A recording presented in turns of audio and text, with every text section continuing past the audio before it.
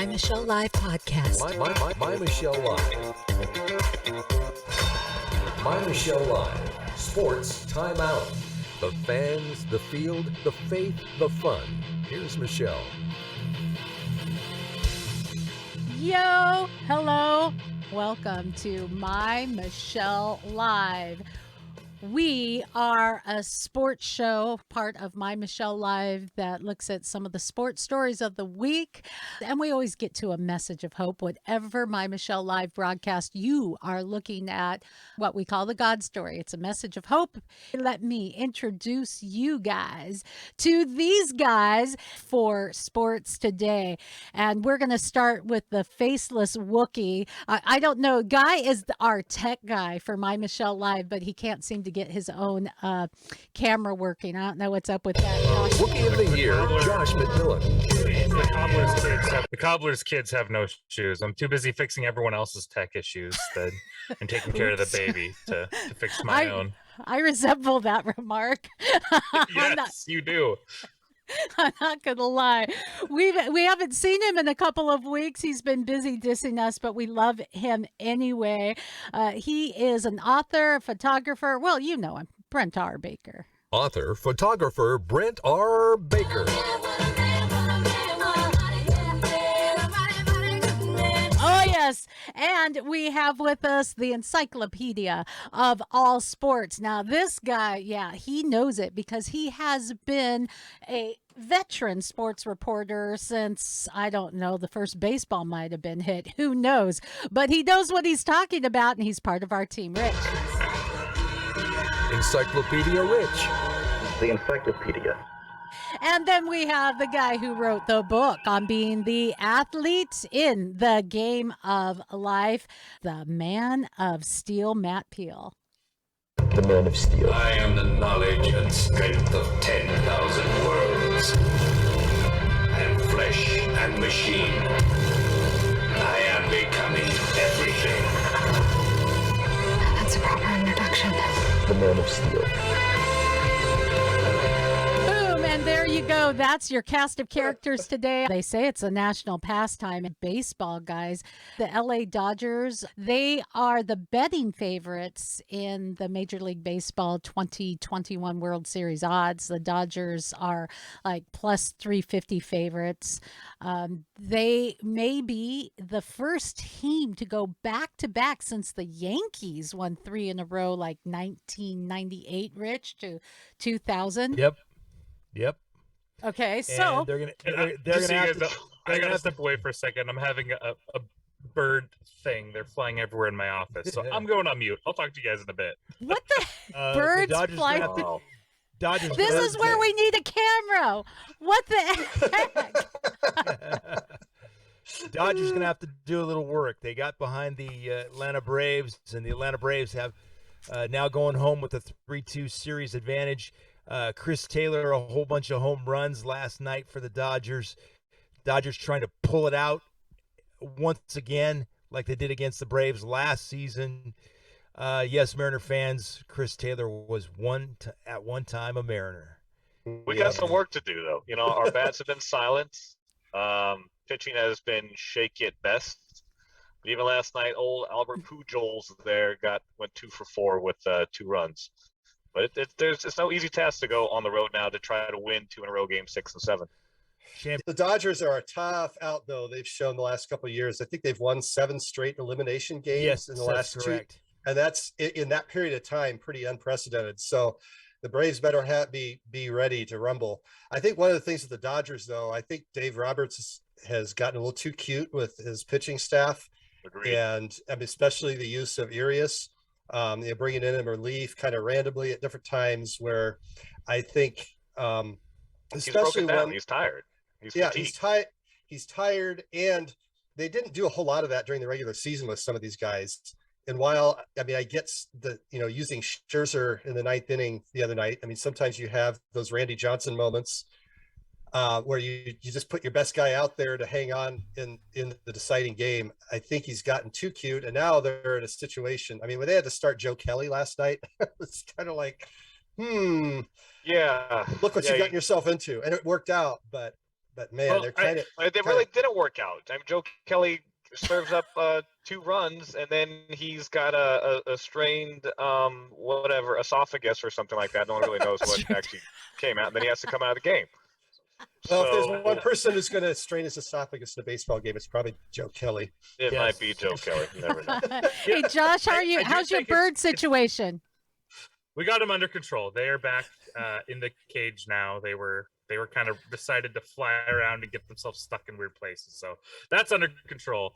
In terms of the pitching, I agree and I disagree, because I think that they are getting a little too cute, but at the same time, a little bit of this is out of necessity. Because remember, last year they were pitching way fewer innings. I think the average starter did something like 70 innings or something like that last year with the reduced season, and this year the average is 170. So, and a lot of these, some of the younger guys especially that haven't done that before, and guys after having a lower year, like ramping back up, I think a lot of the arms are just tired anyway.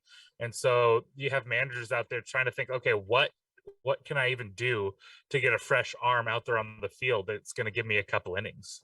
All right. I mean, agreed on both sides. But you can definitely tell baseball's changed. You're right, Josh. We got these guys. Let's try and start at inning so you can give the normal starter, I don't know what he's got, first inning jitters or something like that. And so now you're going to try and stretch him into the 2nd through 5th or 6th. Obviously, I'm not a manager. I don't get paid the big bucks for this kind of stuff. But it's a new philosophy overall. I think in baseball, the playoffs just rolling like this. Yeah, I mean, and it is changing a lot. I mean, look, in the Mariners season, did you hear the announcers talk about closers almost at all? Because we didn't have a closer. We had, Steckenrider was the closest thing we had, but what Jerry DiPoto did is he played the best person in the best position, and that's why I think he should get, manager of the year, because he managed the heck out of that bullpen. He put the best guys in the position to succeed. I mean, because you look at even Kendall Graveman, when he was here, he had an ERA under 1. And he still was really good the rest of the year. He still had an ERA under 3 when he moved over to the Astros. But they were using people in more traditional spots. They put him, whoever's up there, you're going up there as the setup man for the closer. Whereas here, Scott Service was putting them like, all right, what's the matchup that's best for you? What's the matchup that we can get the most success for you? And it worked wonders with a bullpen of guys that, how many of these names did you know before this year? What I like? Even on the field. It's that same way. Do you know what? I agree with some of that, but at the same time, if looking back to Seattle when they were having to go with these bullpen starts, they were spectacularly unsuccessful. So yeah, going back to starting Joe Kelly in a win or go home kind of game, and I said it worked out because they won, not because it went well for him. They didn't get in a 10-run hole, but I do think as you look at what Dave Roberts has done with the pitching staff management, I think it's gotten them to a position where they're in this hole. And now it's, every night's win or go home. Granted, maybe that's where they want to be, the way the Dodgers have played the last couple of years. I agree with you, Brent. Agreed. Okay, so let's look over at the American League. Houston is leading that series over Boston 3-2. Boston's going to blow it. What's it going to look like in the series, guys? What's your predictions? I'm still gonna go with the Dodgers. Atlanta's gonna blow it again, and I say that Boston's gonna blow it again. They can't. Houston will find a way. All right. Houston is always strong. They're at home. I'm gonna go against you on both counts because I like the underdog. I think, what a story would it be if Atlanta came out here, getting past the Giants, getting past the Dodgers, these teams that were just monsters that are expected to get there, and they get past that. The fact that they're where they are is impressive. I would love to see I'd love to see the Red Sox and now I just forgot Atlanta Braves. Yeah. Braves. Brain fart. Thank you. So then Rich, if you did that, then Rich, you'd have if we're talking from when Rich first hit the very first baseball that was ever invented, you would have the Boston Red Sox against the former Boston Braves, right? What was the Correct. first the first World Series? Were the Pirates? and I think it was the Babylonians against versus the cavemen. Yeah. Jews. all right, let's throw another ball out and talk a little bit about football. I did not know this story, and I'm going to share a little bit of the soundbite on this. Rich, you sent this over. Jacksonville Jaguars Dwayne Smoot literally helped his wife deliver a baby. Did you guys hear about this? Do you want to hear some of their own story? Check this out. Go for it. And I have a really big, strong contraction. And I grab onto the lawn and my knees basically buckle. And my body is telling me to push. And so I pushed and her head popped out. Yeah. And right then when she did collapse on me, I put my hand underneath and I felt her head, and no more than 10 seconds later, like her whole body just came shooting out. And oh my gosh. What? So Sounds there you go. Projectile Receiver. projectile birth. Yeah. Right. That was such a crazy story. Wow. You could see the joy on their face. Josh, you last in this year, your wife had a baby. Could you imagine that? No. Okay. I've So moving right along. Imagining what already happened. So no. Yeah, but that's not the How big. about you, Michelle? Let's take it from your perspective. Heck yeah. I helped to let me just tell you, my best friend since age 6 had a paradisium birth in her dining room. That a paradisium birth is a fast, hard, ouch birth. From first signs of labor to delivery was 30 minutes, and I was there for her. So you bring it on. I have my catcher's mitt. I'm ready to go. Right, there you go. That's right. There you go. That's not the biggest story, though, for this team right here in football, because we've got a big game, Monday Night Football. That's right. We are looking at a face-off right this week, but between some of us here. Now, this is really tough because I know there's a lot of Seahawks fans on this roundtable, but then we've got our Matt Peale Man of Steel Saints fan living right there in the Narlands, Louisiana area. And then you got me who's love for the Seahawks and love for my home birth town of New Orleans has me, kind of, oh, wow, this is a tough one. So let's take it on, folks. Well, Saints definitely have the better team right now. If you look at what has transpired so far, this is a chance for Seattle to get right and get right on Monday Night Football. Pete Carroll in primetime. It's been a great thing in the past. Seahawks need to get right. Okay, yeah, Seattle is 2-4. There's no Russ. There's no Chris Carson as a running back. The Saints are coming in 3-2, if I'm right, Matt, and they're coming off a week 6 bye. Do you know, if I remember right, and I will need you to confirm this with me, Rich, I think it was 2019, if I remember right, that the Saints played us, or the Seattle Seahawks, here in Seattle. And they had just lost their quarterback, Drew Brees, and still were victorious over the Hawks, like 33-27. Yes, that's correct. Whew, okay. Yep, correct. We lost Drew Brees Brain the week still before works. to the thumb injury against the Rams, and then instead of trying to fly back, we just flew right up to Seattle for that next week, and that was the Alvin Kamara game. Teddy Bridgewater did okay, but that was the Alvin Kamara game. So it's the wounded thumb versus the wounded middle finger. I won't show it. So is Alvin going to be back this week? Yeah, Alvin hasn't been hurt. He's good to go. Everybody's good to go. The offensive line should be good to go. Who are we missing? Taysom Hill still is, I think, in concussion protocol. Oh dear. So we'll see about that, right? He hasn't left the team yet. Taysom? Oh no, he does. Taysom does what Taysom does. Yeah, and I just know he was really disgruntled when they said they're going with Jameis Winston at at QB there. He was really upset about that. I think he's a great player. I think I hope he stays with New Orleans. But hey, Josh, what's going to happen this week? And do you think we talked about this after the camera stopped rolling last week, that maybe we need to have a friendly little wager between our Seattle correspondents and our New Orleans correspondent there, Josh? I mean, I think this week what you're going to see is running the ball. Then you're going to see some running the ball.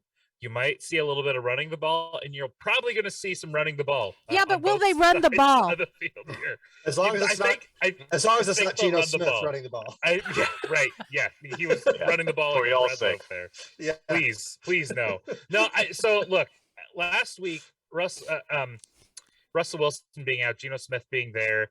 The first half, the Seahawks didn't look good. The offense wasn't really functioning. They're trying to throw the ball, and I think Pete Carroll got mad. He was like, you know what? This isn't my brand of football. I'm okay with throwing the ball when we have a top quarterback out there, but we're going back to my brand of football. And that's what they did. They went back to run the ball. And look, they put up 20 points in the second half. And it's like I've been saying, the defense has not been good, but they looked a lot better in the second half of that game, where they gave up 6 points, I think, in the second half, and then another field goal that was really not even their fault to lose the game in overtime. Okay, maybe, but I think that you're trying to find the silver lining. Wait.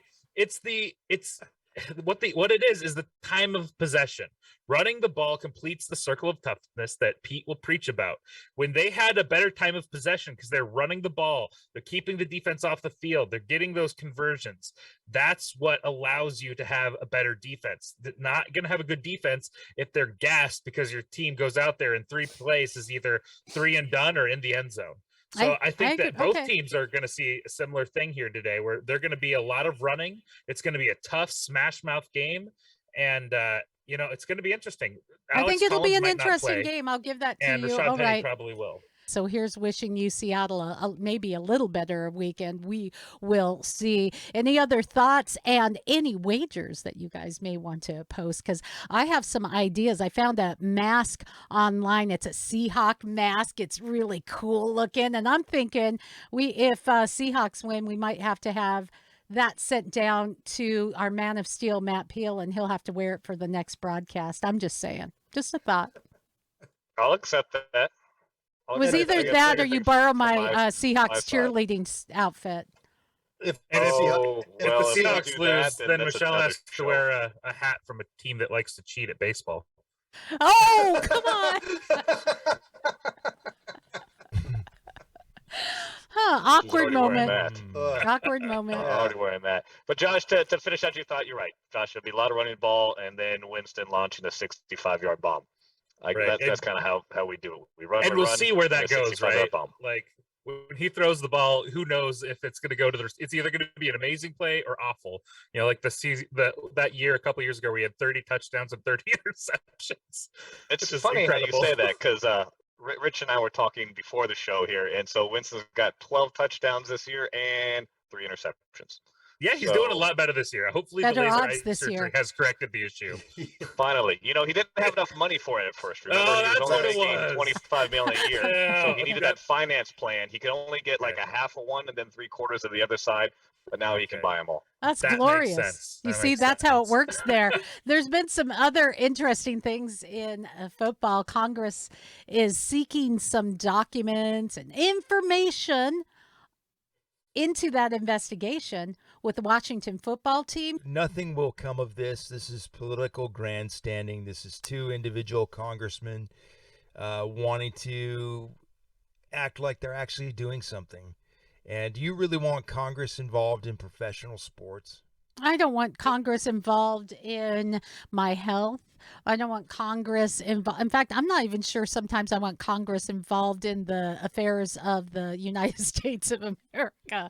I mean, so any way we can reduce their influence, I am absolutely fine. I think that plays into another story that's coming out of football from Washington State. Up there in the corner here we are of the United States, where the Washington State Cougars fired their football coach for refusing to get vaccinated. And this coach was literally escorted off of the property by guards like he was a criminal this week. He applied for a religious exemption that was denied. Sorry about that. And he will apparently sue over the firing. Well, it seems overall, that this is not a optional anymore, and the Department of Labor has backed up the fact that employers can mandate it.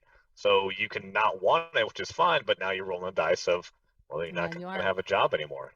I don't know in coming years how it's going to weigh out, because coach is taking this to court. He's suing. When we do have millions of Americans who have a natural immunity now, which is proving out to be better than some of the protection from the vaccine. Let's just, for argument's sake, both may be important as we move forward, but to ignore one and to demonize people, wow, this is getting really serious, Josh. Yeah, no, I mean, it's the political climate in this country is gotten to a fever pitch, and it's ridiculous. I mean, everything, it doesn't matter what it is, though. If you disagree about anything, people are going to be mad about it, because the issue is we've made politics our religion in a lot of ways. The politics have become the be all end all of who we are in our existence. And it's like so a jihad. We don't have any ability to reconcile that out anymore. It's not just in the COVID realm. There are a couple other stories. The Chinese media, for example, had removed Celtics games after, and as Cantor gave this free Tibet statement. Yeah. That's one story. Another interesting, and it was free Tibet. He not only had a 2-minute video of himself talking about support for Tibet, he wore shoes that said Free Tibet. Katie Couric came out, you know her as the NBC Today show host. She revealed in her new memoir that she chose to edit and not air some of the comments made by Justice Ruth Bader Ginsburg involving NFL players like Kaepernick, who were kneeling at the national anthem. Ginsburg didn't like that. Didn't think highly of that, but she edited that out because she thought, well, not only does that make her look bad, but she later said maybe she was just old and she didn't understand the question. Oh my gosh, she's old, she doesn't get the question, but she's sitting on the flippin' Supreme Court. These 3 examples are examples of how we are shutting out, denying information. And we're all the worse for it, guys. And I want to take this opportunity to make it our face-off subject of the day. Face-off.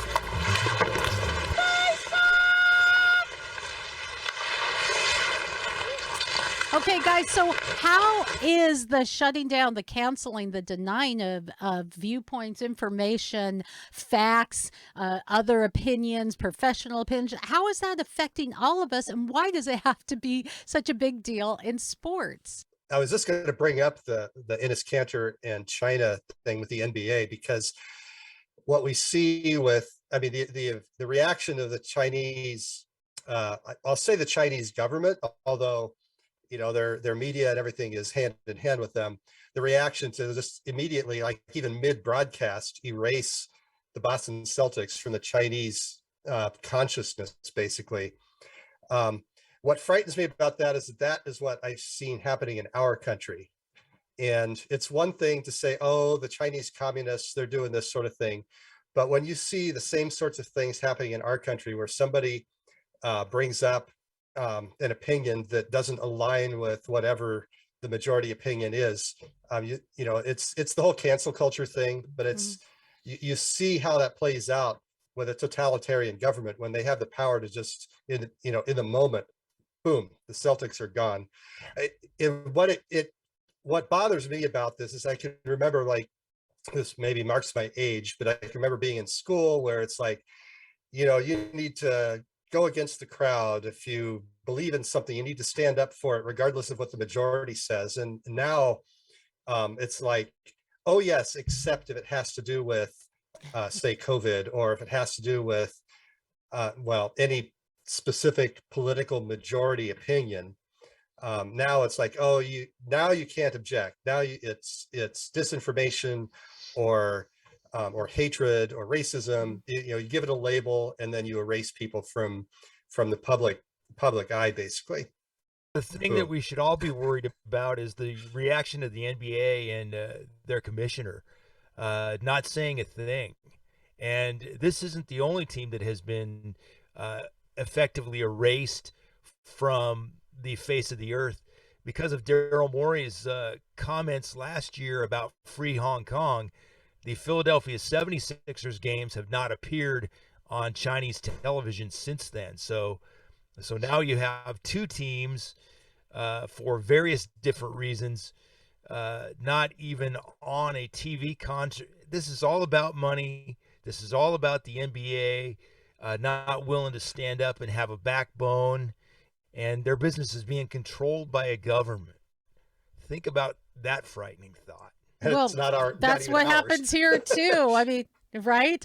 Another way that we're seeing a bit of canceling is the cancelization of standards in school. The NCAA task force is recommending that standardized test scores should be removed because of racial inequity. So what? I think that standardized testing should go away for plenty of other reasons. I think that our school system, since we founded the Department of Education, has not gotten better. In fact, by the numbers, it's gotten worse. Because we teach to the test? I mean, every state does. Every state teaches to their respective tests because that's where their grading is at, and that's where their pay comes in. Yeah, we've gotten rid of a lot of lifestyle or life skill classes that we used to have in high schools. So I mean, if you ask me, we need to just get rid of the Department of Education because we were actually better before that. Shop, home ec, things where you learn to cook and learn to build things or learn to work on cars or you know, there's lots of things that we used to have that we got rid of all that. Why do you need that if you can learn to protest? See, there you go. Well, true. Protesting pays more. That's why. Don't ask a libertarian what he thinks about schools. You've got to find the balance because you've got to push. It's up to the athletes as students to push to, in many cases, push themselves because they're not being pushed by this system. This system, the way that it is set up, the NCAA and the NCAA member institutions use sports to popularize their schools and make lots of money off of the kids. This is where the name, image, and licensing thing comes in. The kids actually getting something for their time, and this whole standardized test movement. Let's get rid of it. What you're really saying is you're an athlete. You're not intelligent enough in a backhanded way to actually shoot for something and be competitive both on and off the court. So you're really insulting people's intelligence. I think there's a point in that. I think the other problem is that really you have football and you have men's basketball, and then you have everything else. Like the majority of collegiate athletes, their track, their swimming, they're not making money for themselves. They're not making anything for the school. In fact, they need the football and the men's basketball to bring in these billions of dollars to support those. So we almost need two solutions, because while I agree that the football players, especially if you're at Alabama, you might be setting yourself up for an NFL career, but if you're at Mississippi, you're playing out there so you can have someone for Alabama to beat up, and then you're done. And yet you've brought in billions of dollars for the NCAA, and everybody else is making money. So I get the name, image, and likeness thing, but there's only a very small number of athletes that are going to benefit from that. The question is, if you treat those athletes like the employees of the university that they truly are, what do you do with the vast majority of athletes from the non-revenue sports?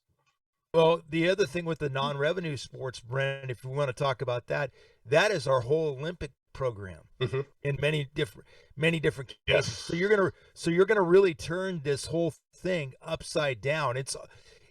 I've come to recently believe that universities should get out of the sports business, because I really believe that there are a lot of people involved in university education that are just using this as an advertisement form for their schools to popularize their schools, and they don't really care about what happens in the end.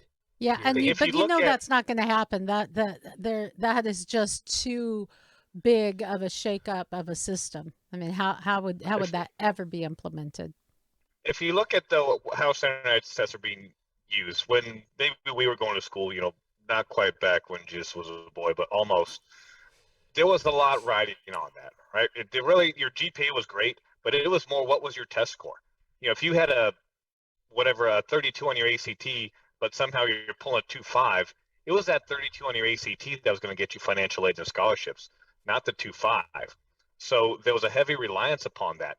Now we've just shifted in the complete opposite direction. Instead of, all right, well, let's take a little less off the standardized tests and start incorporating GPA and some other things into what you're supposedly, all this crap on your application that you're supposed to fill out is, and just let's get rid of standardized testing altogether. So there's a middle ground like anything else, but I think what going along with your cancel culture thing, let's just go ahead and cancel that, because of the last year, lower incomes don't have access to computers and internet. So if we just get rid of that, then we'll just make it all one big equitable thing. Plus, we'll forgive all the student loan debt that's out there. Thanks, Uncle Joe. So now where does that money go to? So it just adds into all the cancel culture thing. Let's give a free education. Let's give it so anybody can just walk in and get yourself a dorm room and a meal plan. And if you want to go to class, great. If you don't, fine, protest. We're still going to give you this piece of paper at the end of the day anyways. That's good. And you know what? If we're all just dumbing down, it makes it easier for everyone. But that doesn't always play out on the field, does it? Where we still want to have excellence. So, just saying there. One other thing that was kind of interesting in this week, or will be interesting, I guess you can't really see it, but I'm wearing my Kraken pants, and I got my Kraken hat over there. If you're wearing a Kraken pants, you turn around and show us your butt and get your Kraken out there. Nope. This is a family show. So the Seattle Kraken are going to be playing their first home game. I will be there covering it, and I'm pretty excited about it. Hockey's really shaping up. Oh, and how about those Sabres? They're like the 4-1-1 on the Sabres. They're 4-0-0. That's been kind of interesting. Seattle, congratulations, as the Sounders are in the playoffs. And we've got things really heating up there with the MLS, tight races on both conferences. Decision day is December 7th. So some big things. Let's just throw it out there in the last few minutes before we take our final shot.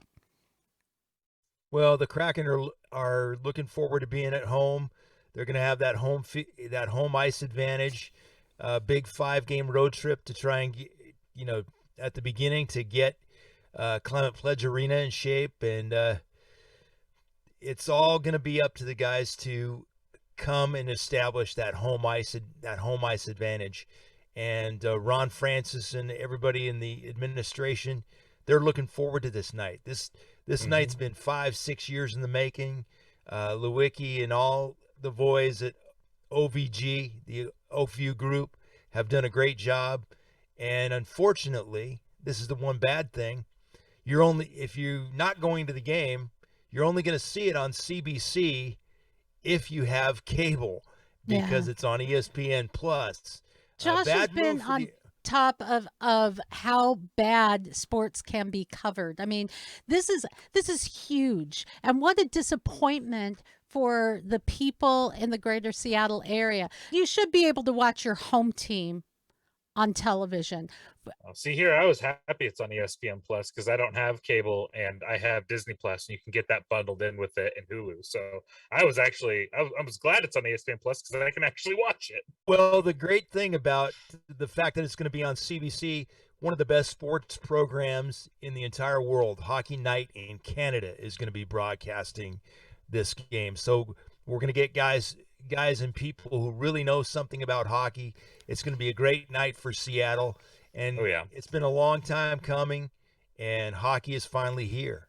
I know. I'm Yeah, and looking I forward to I it. do want to say it a little bit too, because I know a lot of people are already kind of freaking out the fact that they lost all but one game. They tied another on the road trip here. Pump the brakes a little bit. Something that a lot of people don't get, because I know we're new to hockey here. I'm fairly new to hockey. I've watched the Silver Tips and some of the other leagues before, but I've never been a huge NHL person before. But one thing you have to look at right now is, one, the Kraken. This is an all new team, all new guys that haven't played together, right, that are coming together, and their entire preseason all on the road. They did a tour around Washington State, and then their away games. So even their home games were all around the state. They were everywhere. So they were traveling a bunch, did that.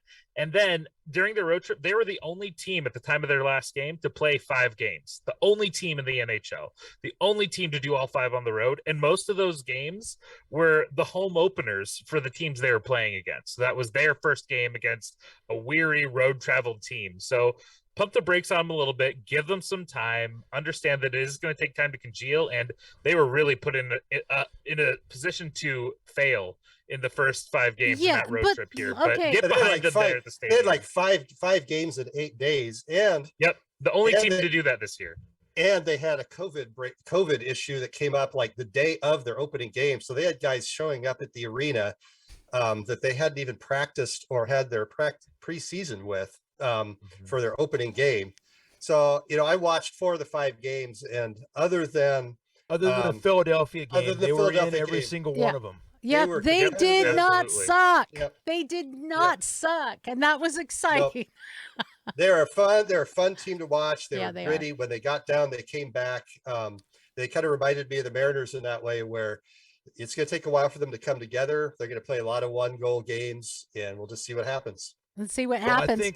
I think the fact that they're playing Vancouver at home is a good thing, because they've already beaten Vancouver in the preseason. Now, I'm not saying that the preseason translates over to the regular season, but these are guys that they are familiar with.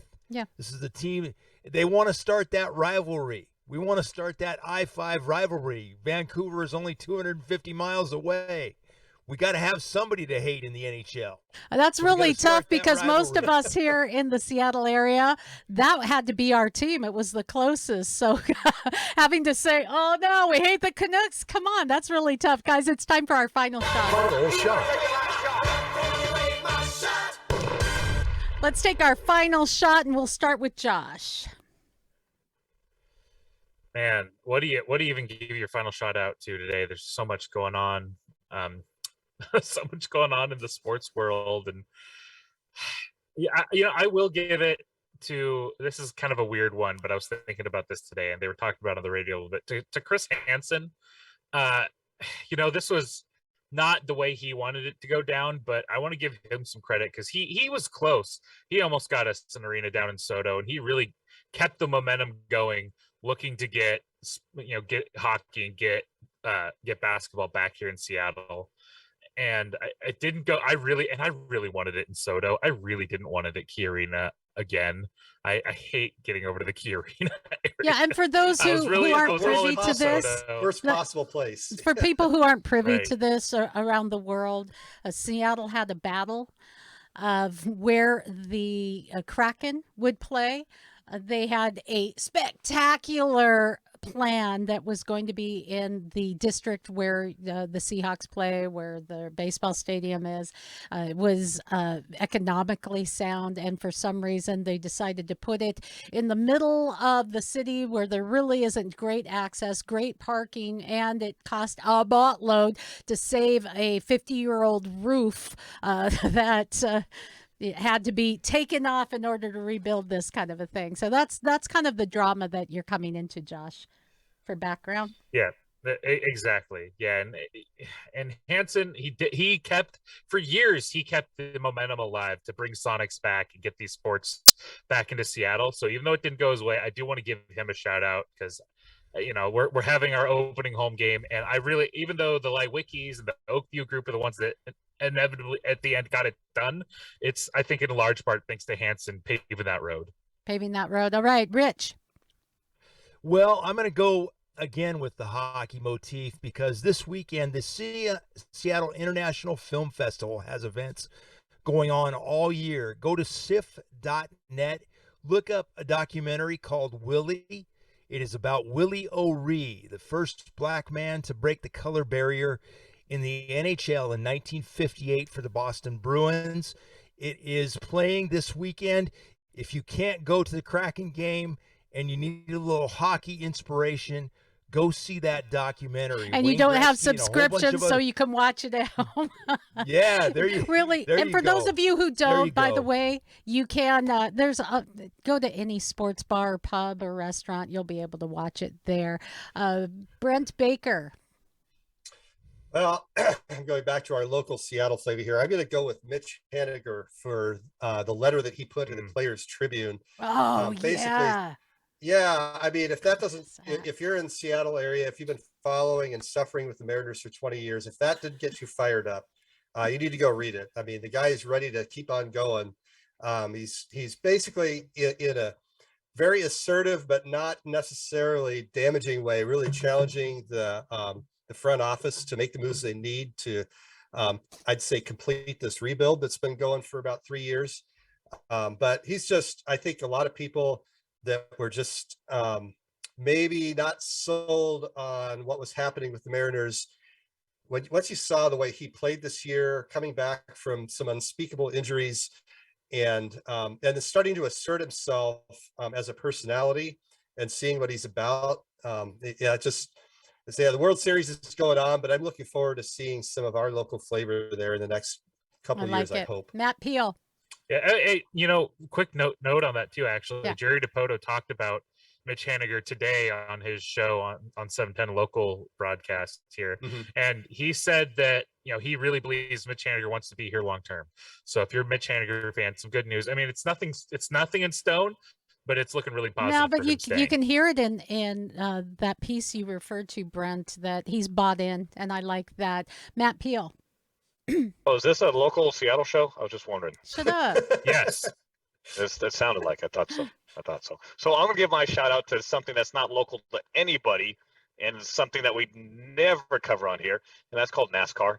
And I'm gonna give my shout out to Rick Hendrick, owner of Kyle Larson's car. Kyle Larson was fired by Chip Ganassi last year for a little screw up on his language when he was doing some iRacing, and Chip Ganassi fired him instead of just reprimanding them and maybe fining them. He canned them. Cancel culture. Kyle Larson is now posed to win the NASCAR championship this year as the winningest driver this season, and about to take home another championship for Rick Hendrick. So kudos to you, Rick Hendrick, for realizing you don't have to cancel and you can bring back people, and they are good people in the end. Good shout out. And funny, I'm going NASCAR as well, Matt, and I'm going to give my shout out to Casey Kane. He got some praise this week. He did something pretty crazy and cool. He responded to a car crash on the way home. He was coming home from the World of Outlaws race, I believe, in Pennsylvania. I have a shot to show you here where there was a crash, 2 trucks, one pulling a trailer, one going the wrong direction. They crashed. He and some other folks rushed in, pulled the people out of these fiery vehicles, and he tweeted this: there was a tragic car accident on our way home from the races Saturday night. I just wanted to recognize all of the people who jumped in to help as quickly as they could until first responders arrived. My thoughts and prayers are with the families involved. I love that, because regardless of the controversies that we've talked about today, some of the craziness, the cancel culture, when the chips are down, he didn't stop and say, who did you vote for? Are you vaccinated? Or what team are you rooting for? That's the beauty of how we were created and how to love, where it really doesn't matter anymore. So that's my final shot today. And I want to give a shout out to the guys here on the table. Thanks for joining me today. Thanks for being taking time, and thank you for listening. You can go to MyMichelleLive for more.